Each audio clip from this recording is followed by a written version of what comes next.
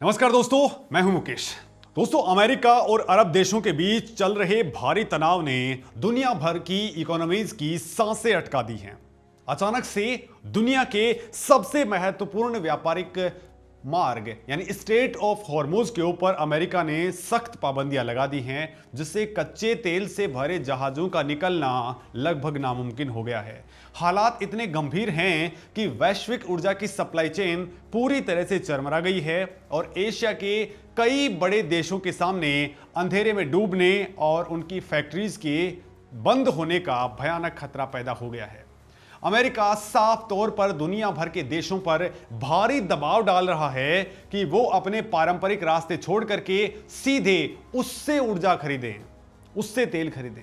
America इस गंभीर वैश्विक संकट का फायदा उठा करके अपना बेहद महंगा तेल भारत जैसे दूसरे देशों के ऊपर थोपना चाहता है। लेकिन अफसोस की बात है कि अमेरिका की इस साजिश का पता भारत को पहले से ही था और अब भारत ने अपने पारंपरिक दोस्त के साथ में इस संकट के हल के लिए जो किया है उसका अंदाजा भी शायद किसी को नहीं था। दोस्तों, रसिया ने काले सोने के लिए जो किया है उसकी कल्पना भी किसी ने कभी नहीं करी होगी।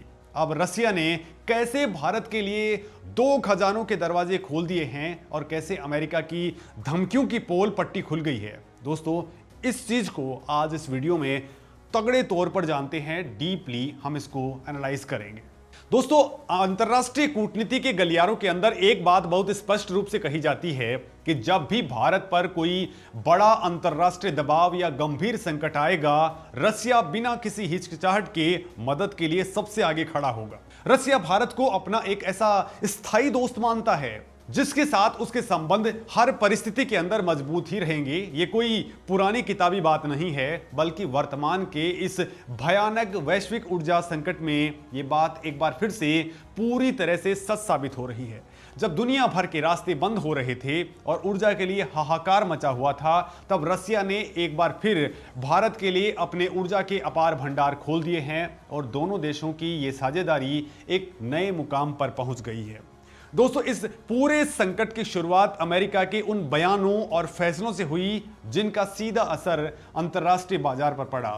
पिछले मई के महीने के अंदर अमेरिका के राष्ट्रपति डोनाल्ड ट्रंप ने 6 बार खुले तौर पर यह ऐलान किया था कि वो चल रहे अंतर्राष्ट्रीय युद्धों को तुरंत खत्म करवा देंगे, लेकिन उनका यह दावा 6 बार पूरी तरह से गलत साबित हुआ और कोई भी युद्ध रुक नहीं सका। युद्ध लगातार जारी रहने का सीधा और सबसे भयानक असर कच्चे तेल के दामों के ऊपर पड़ा है। अंतर्राष्ट्रीय बाजार में कच्चे तेल की कीमतें बहुत तेजी से ऊपर नीचे होने लगी। कभी ये दाम गिर करके $80 प्रति बैरल पे पहुंच जाते, तो कभी अचानक भारी उछाल मारकर $110 प्रति बैरल के खतरनाक लेवल पर पहुंच जाते। दोस्तों, इस भारी अनसर्टेनिटी ने उन सभी विकासशील देशों को गहरे संकट के अंदर डाल दिया जो पूरी तरह से तेल आयात के ऊपर डिपेंडेंट हैं। इसी भारी उठापटक के बीच में अमेरिका ने एक और बड़ा कदम उठाते हुए स्ट्रेट ऑफ हॉर्मुज पर एक प्रकार की अघोषित नाकेबंदी कर दी। यह संकरा समुद्री रास्ता है जहां से दुनिया के कई बड़े देशों का तेल और प्राकृतिक गैस गुजरती है।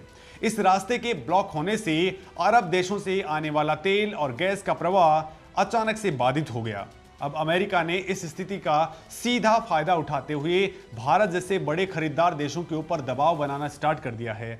अमेरिका का साफ कहना है कि आप अरब देशों से तेल खरीदना पूरी तरह से बंद कर दें और अपनी विशाल एनर्जी जरूरतों के लिए सीधे अमेरिका से तेल खरीदें।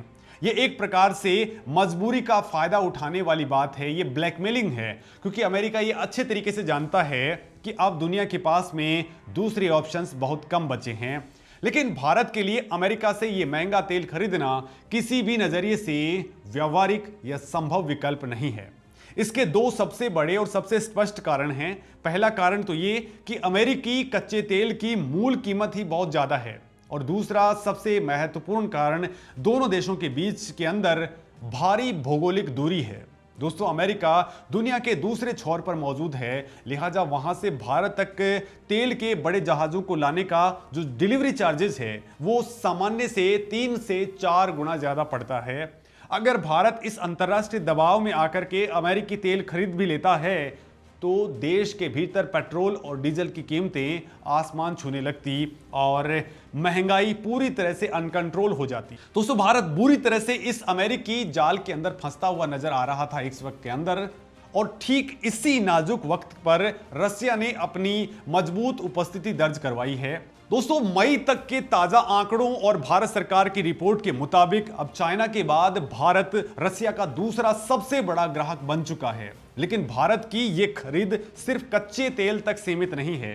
भारत अब रसिया से बड़े पैमाने पर हाइड्रोकार्बन खरीद रहा है। इस हाइड्रोकार्बन शब्द का महत्व बहुत ज्यादा जरूरी है इसे जान लेना, क्योंकि दोस्तों इसके अंदर सिर्फ कच्चा तेल शामिल नहीं होता, बल्कि कोयला और दूसरे ऊर्जा के महत्वपूर्ण स्रोत भी पूरी तरह से शामिल होते हैं।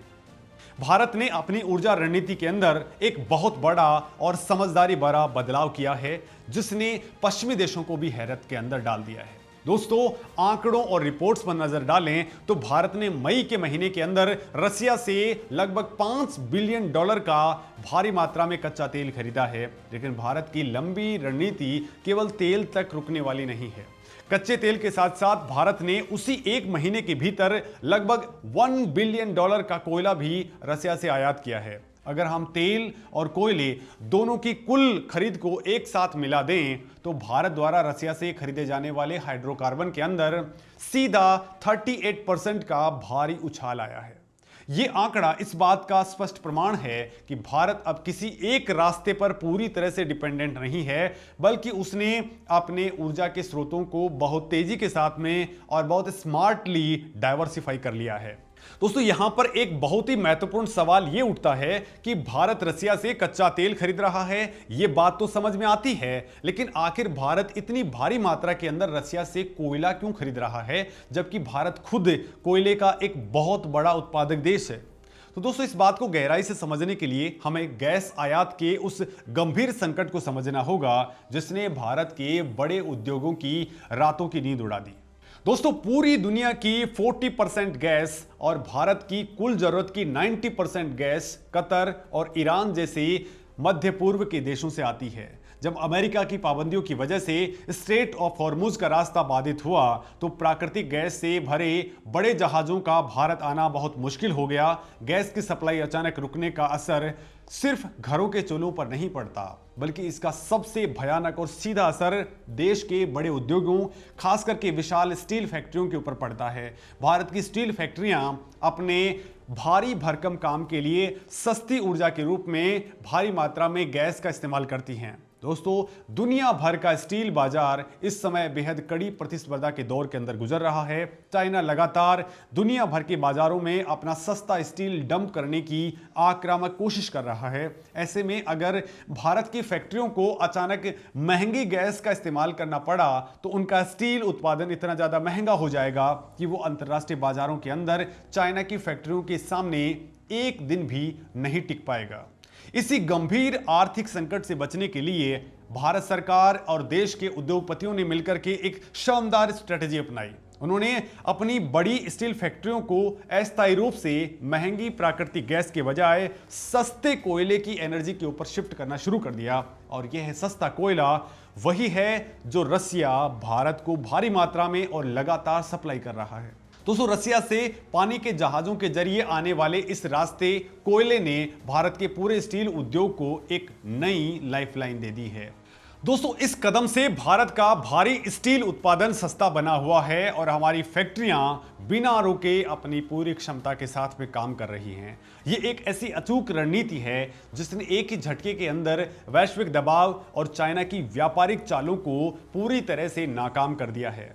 दोस्तों, इसके अलावा भारी उद्योगों द्वारा गैस की जगह इस रूसी कोयले का इस्तेमाल करने का एक बहुत ही बड़ा और स्पष्ट फायदा देश की आम जनता को भी हो रहा है। दोस्तों, जब देश की बड़ी फैक्ट्रियां अपने कोटे की गैस का इस्तेमाल कम कर देती हैं तो वो भारी मात्रा के अंदर बची हुई गैस देश के आम लोगों के घरेलू उपयोग के लिए आसानी से अलॉट कर दी जाती है। इसका सीधा मतलब यह है कि अंतर्राष्ट्रीय स्तर पर इतनी बड़ी उथल पुथल होने के बावजूद भारत के आम नागरिकों को बिना किसी रुकावट के उनके हिस्से की गैस आबाद रूप से मिल रही है। उद्योगों को ऊर्जा का कोई संकट नहीं आ रहा है और जनता भी गैस की किल्लत से पूरी तरह से बची हुई है। रसिया से मिलने वाले इस हाइड्रोकार्बन के शानदार पैकेज ने भारत के दोनों मोर्चों को एक साथ सुरक्षित कर दिया है। दोस्तों, कुछ अंतर्राष्ट्रीय विश्लेषक ये तर्क दे सकते हैं कि रसिया भारत को ये सब मुफ्त में तो नहीं दे रहा, वह भी गैस और कोयला भारी मात्रा में बेच करके मोटा मुनाफा तो कमा ही रहा है। तो फिर दोस्तों, इसे भारत की मदद कैसे माना जा सकता है?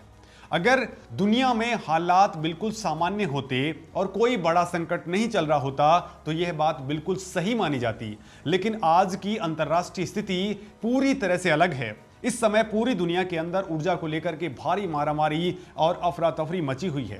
दोस्तों, दुनिया का 40% कच्चा तेल और 45% गैस सप्लाई करने वाले अरब देश इस समय अपनी पूरी क्षमता से सप्लाई नहीं दे पा रहे हैं। बाजार के अंदर ऊर्जा की मांग करने वाले देश बहुत ज्यादा हैं, लेकिन सप्लाई करने वाले देश अंगुलियों के ऊपर गिने लायक बचे हुए हैं। ऐसे भयानक वैश्विक संकट के समय में जब दुनिया के कई बड़े देशों को ऊर्जा नहीं मिल पा रही है, अगर कोई देश आपको बिना किसी रुकावट के सही समय से पहले और बिल्कुल सही बाजार भाव पर ये सारे संसाधन उपलब्ध करा रहा है तो यह किसी बहुत बड़ी मदद से कम नहीं है। इसे आप अपने आम जनजीवन के एक छोटे से उदाहरण से बहुत आसानी से समझ सकते हैं। मान लीजिए दोस्तों कि आपके घर के अंदर कोई बड़ा कार्यक्रम या शादी है और आपको अचानक गैस सिलेंडर की जरूरत आन पड़ती है। पूरे शहर में गैस की भारी किल्लत है और कोई भी आपको सिलेंडर देने की स्थिति में नहीं है। ऐसी भारी तनावपूर्ण स्थिति के अंदर अगर कोई व्यक्ति आपको उसी बाजार भाव पर सिलेंडर ला करके दे दे जिस भाव पर उसने खरीदा है, तो आप उस समय कीमत बिल्कुल नहीं देखेंगे। आप बस यही कहेंगे कि इस इंसान ने सबसे मुश्किल वक्त में हमारी मदद करने का बड़ा एहसान किया है। अंतर्राष्ट्रीय राजनीति और वैश्विक बाजार के बड़े मंच पर भी बिल्कुल यही नियम लागू होता है। जब कोई बेहद जरूरी चीज पूरे बाजार से गायब हो जाए और आपके देश के उद्योगों का भविष्य दांव पर लगा हो, तब कोई देश अगर बिना किसी ब्लैकमेलिंग के और बिना किसी सख्त राजनीतिक शर्त के आपको बाजार भाव पर वो चीज ला करके दे दे तो उसे सच्ची मदद कहा जाता है। रसिया ने दोस्तों भारत के साथ में बिल्कुल ऐसा ही बर्ताव किया है। उसने वेस्टर्न कंट्रीज के भारी प्रेशर के बावजूद अपनी सप्लाई चेन को भारत के लिए पूरी तरह से खुला रखा है। इस पूरी घटना ने एक बार फिर से ये साबित कर दिया है कि दोनों देशों के बीच का ये व्यापार केवल पैसों का सामान्य लेन देन नहीं है, बल्कि एक मजबूत रणनीतिक साझेदारी है जो समय की हर कसौटी पर खरी उतरी है। इस पूरे घटनाक्रम का एक बहुत बड़ा और रणनीतिक और अंतर्राष्ट्रीय महत्व भी है जिसे नजरअंदाज नहीं किया जा सकता है। अमेरिका की हमेशा से यह कोशिश रही है कि वह दुनिया के बाकी देशों की विदेश नीति को अपने इशारों पर चलाए। वो चाहता था कि भारत अपनी ऊर्जा सुरक्षा को ताक पर रख करके उसके महंगे तेल को खरीदे और उसके निर्देशों का पालन करे, लेकिन भारत ने रसिया के साथ में अपने ऊर्जा व्यापार को रिकॉर्ड लेवल तक पहुंचा करके ये बहुत ही स्पष्ट संदेश दे दिया है कि वह किसी भी महाशक्ति के दबाव में आकर के अपने देश के लोगों के हितों से कोई समझौता नहीं करेगा। भारत की वर्तमान नीतियां इस बात का प्रमाण हैं कि देश अब अपनी जरूरतों और अपनी अर्थव्यवस्था के फायदे को दुनिया में सबसे ऊपर रखता है। दोस्तों, आने वाले समय के अंदर दुनिया की ऊर्जा जरूरतें और अंतर्राष्ट्रीय राजनीति और भी ज्यादा जटिल होने वाली है। ऐसे में भारत ने अपने ऊर्जा पोर्टफोलियो को जिस तरह से मैनेज किया है वो दुनिया के दूसरे विकासशील देशों के लिए एक बहुत बड़ी सीख बन गया है। अब दुनिया के दूसरे देश भी ये गौर कर रहे हैं कि कैसे महाशक्तियों की आपसी टकराव के बीच भी अपने देश की इकोनॉमी को पूरी तरह से सुरक्षित रखा जा सकता है। रसिया और भारत का ये हाइड्रोकार्बन व्यापार भविष्य में और भी ज़्यादा रफ्तार पकड़ने की पॉसिबिलिटी रखता है, क्योंकि दोनों ही देशों को एक दूसरे की सख्त ज़रूरत है। रसिया को अपने विशाल संसाधनों के लिए एक वैश्विक और लगातार खरीदने वाला बाजार चाहिए और भारत को अपनी तेजी से दौड़ती इकोनॉमी को रफ्तार देने के लिए सुरक्षित और सस्ती एनर्जी की हर हाल के अंदर ज़रूरत है। दोस्तों, इस पूरी घटना से यह भी साफ हो जाता है कि अमेरिका का प्रभुत्व अब अंतर्राष्ट्रीय बाजार में उस तरह का नहीं रहा जैसा वो आज से 20 या 30 साल पहले रखता था। दुनिया अब बहुत ध्रुवीय हो चुकी है, जहां ताकत कई हिस्सों के अंदर बंट गई है। कोई भी एक देश अकेले अपने दम पर पूरी वैश्विक सप्लाई चेन को कंट्रोल नहीं कर सकता है। अमेरिका ने स्ट्रेट ऑफ हॉर्मुज के अंदर जो दबाव बनाने की कोशिश की, उसका सीधा परिणाम उसके ही खिलाफ चला गया है। भारत जैसे दुनिया के सबसे बड़े ऊर्जा खरीदारों में से एक को अपना तेल खरीदने के लिए मजबूर करने के बजाय अमेरिका के इस एक कदम ने भारत को रसिया के और ज्यादा करीब कर दिया है। यह अंतर्राष्ट्रीय स्तर पर अमेरिका की एक बड़ी कूटनीतिक हार है और भारत की एक बहुत शानदार जीत है। दोस्तों, इस समय दुनिया का हर वो देश जो भारी मात्रा में तेल और गैस का आयात करता है, वो भारत की इस स्वतंत्र रणनीति को बहुत ध्यान से देख रहा है और समझ भी रहा है।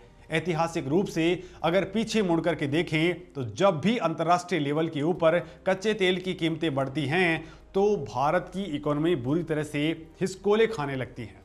देश का विदेशी मुद्रा भंडार तेजी से गिरने लगता है और सरकार को मजबूरन कड़े फैसले लेने पड़ते हैं, जिसका सीधा असर आम लोगों की जेब के ऊपर पड़ता है। लेकिन इस बार जब कच्चे तेल के दाम $110 के खतरनाक लेवल पर पहुंच चुके थे और दुनिया में ऊर्जा के लिए हाहाकार मचा हुआ था, तब भारत की इकोनॉमी न सिर्फ पूरी तरह स्थिर रही बल्कि दुनिया में सबसे तेजी से आगे भी बढ़ती रही। दोस्तों, इसका सबसे बड़ा कारण यही ऊर्जा नीति है जिसके तहत हमने हर दबाव को किनारे करके रसिया के साथ में अपने व्यापार को मजबूती दी है। दोस्तों, भारत अब अंतर्राष्ट्रीय मंच पर किसी के दबाव में झुकने वाला या किसी के इशारों पर चलने वाला देश नहीं है। चाहे वो अमेरिका हो, वहां के कोई भी राष्ट्रपति हो या फिर कोई अन्य यूरोपीय देश, कोई भी देश हमारी विदेश नीति को ये डिक्टेट नहीं कर सकता है कि हमें किस देश से व्यापार करना चाहिए और किस से नहीं। भारत वहीं से अपनी जरूरत का सामान खरीदेगा जहां से उसे सबसे सस्ता और देश के लिए सबसे अच्छा सौदा मिलेगा। दोस्तों, देश के उद्योगों को बचाना, फैक्ट्रियों को चालू रखना और आम जनता तक सही दाम में बिना रुके एनर्जी पहुंचाना ही भारत की सबसे बड़ी और इकलौती प्राथमिकता है। और इस वक्त दोस्तों, आपने G7 समिट के अंदर देखा भी है कि मोदी ने बिल्कुल क्लियरली और कड़े शब्दों में कहा है कि समुद्री रास्ते पूरी तरह से खुले रहने चाहिए और किसी भी देश के नौसैनिकों के ऊपर किसी भी तरह की अटैक वाली स्थिति बिल्कुल नहीं होनी चाहिए। जिस तरीके से भारत के नाविकों के ऊपर अमेरिका ने अटैक करके उनको मार डाला, वो स्थिति भारत ने पूरी तरह से दुनिया के सामने रख दी है। मोदी ने ट्रंप की बिल्कुल मौजूदगी में खुले शब्दों में इस चीज की कड़ी निंदा ही नहीं की बल्कि दुनिया को पूरी तरह से बता दिया कि ये बर्दाश्त के बाहर की चीज है। यानी दोस्तों, ये बात साबित करती है कि भारत किस लेवल पर आज दुनिया के सामने अपनी बातें रख रहा है।